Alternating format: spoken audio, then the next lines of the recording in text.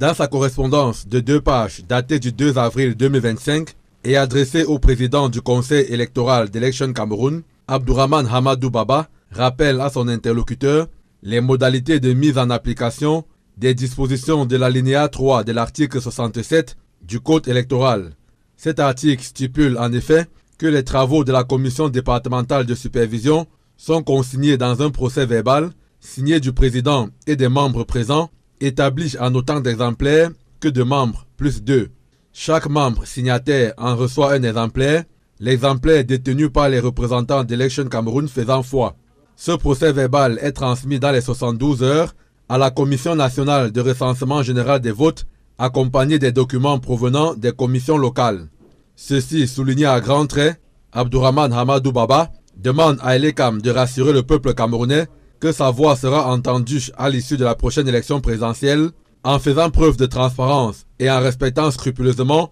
l'esprit et la lettre de la loi portant code électoral. L'activiste politique se permet dans sa correspondance de réitérer sa proposition de solution qui consiste à mandater au sein de chacune des 58 commissions départementales de supervision un huissier de justice qui sera chargé de constater et de consigner les données figurant sur le procès verbal des travaux détenus par le représentant de l'ECAM. D'après Abdourahmane, le procès verbal de constat ainsi établi par l'huissier de justice serait destiné à être remis à chaque membre de la commission départementale de supervision pour faire valoir et servir ce que de droit devant la Commission nationale de recensement général des votes et éventuellement devant le Conseil constitutionnel.